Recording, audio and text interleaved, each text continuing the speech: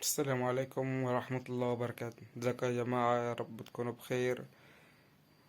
ده ما طلعناش لأن الجو العام كده مش يشجع الكلام في الكورة بسبب الظلم التحكيمي، مش الظلم، لأ، التعريض التحكيمي والفساد التحكيمي وفساد اتحاد الكوسة واتحاد لجنة الأندية والحياة رابطة الأندية والكلام الفارغ ده كله. بس حبيت في موضوعين كده: تجديد فتوح للزمالك ولا هيرحل، والأعضاء اللي داخلين المترشحين لانتخابات نادي الزمالك. الصراحة ناس مستفزة فمع فتوح، فقلنا نتكلم عنهم شوية، مش هنطول إن شاء الله. أولا في اتنين كده كان مستضيفهم أحمد جمال امبارح. واحد بيقدم نفسه إن هو مهندس ويقول لك: أنا لقيت نفسي النادي محتاجني عشان أبني فرع أكتوبر ونعمل حمامات السباحة، نظبط حمامات السباحة وحاجات كده.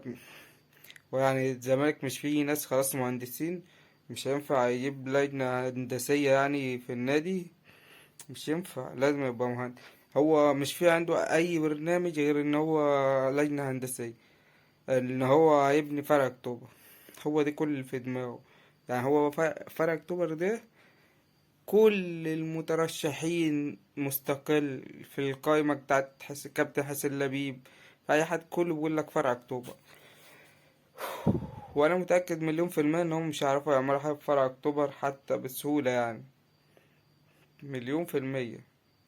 المهم الشخص التاني اللي مش عارف اسمه والله، مع أحمد جمال، بيقولك أنا مستشار قانوني، والناس هتقول أنا مستشار قانوني، محامي يعني. والناس هتقول احنا عايزين ما في قانونيين ليه؟ ما هيكون في لجنة قانونية في النادي، في لجنة قانونية وشغال، فلازم يبقى في واحد فاهم قانون، صح؟ ما احنا كان عندنا أصغر مؤلف قانون في العالم وشلنا كل القضايا وجد على دماغنا، بآخرها قضية بوطيب 40 حوالي 80 مليون أو 70 مليون جنيه مصري علينا. ما هو ده كان أصغر مؤلف قانون في العالم. ده حتى قالك يا كهربا ادفع الفلوس اللي عليك في خلال 10 أيام، لا إما هبلغ الخطيب على الحكاية إن من الهرم. على فكرة هقول للخطيب وكابتن بيبو، خالد بيبو التاني: انت كنت بتعمل ايه؟ خلص خلص بدل ما أبلغ عنك الخطيب. ماشي. ناس منتهى خليه ماسك لساني. حتى ابراهيم عبد الله اللي كان بيجي على اسمه اللي كان ماسك في اللجنة الثلاثية للزمالك من سنتين تلاتة كده، بقول عمر ما كان ممدوح عباس سبب في فشل الزمالك. ممدوح عباس ومرتضى منصور عملوا حاجة واحدة بس، سبب في تقدم الأهلي، هما السبب في انهيار نادي الزمالك. الاتنين سبب في انهيار نادي الزمالك.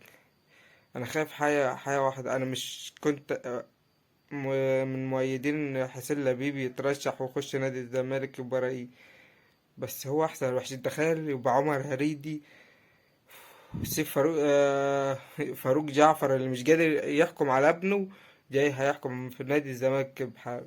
تخيل.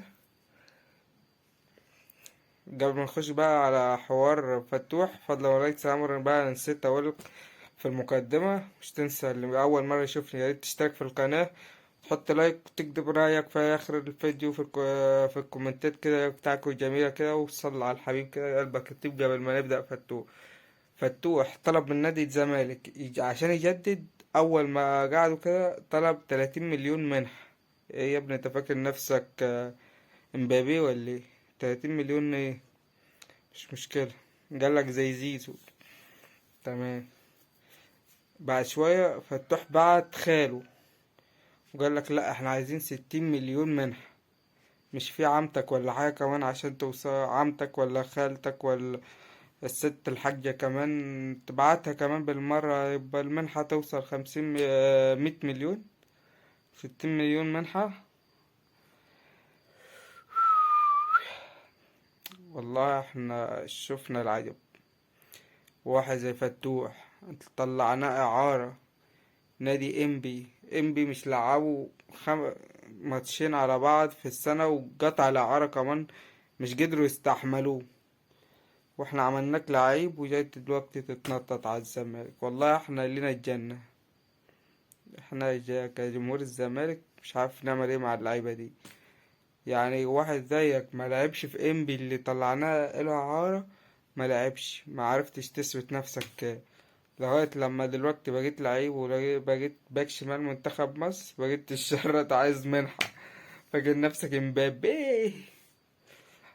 حسبي الله ونعم الوكيل في اللي كان السبب في انهيار الزمالك كده ويوصل بيه الحل كده. مش هطول عليكم زي ما قلت، بس اللي لسه أول مرة يشوفنا ياريت تشترك في القناة، أو اللي لسه ما اشتركش ودوس لايك، دوس لايك يا اسطى. ومش تنسى تقول رأيك في الكومنتات، ويلا سلام.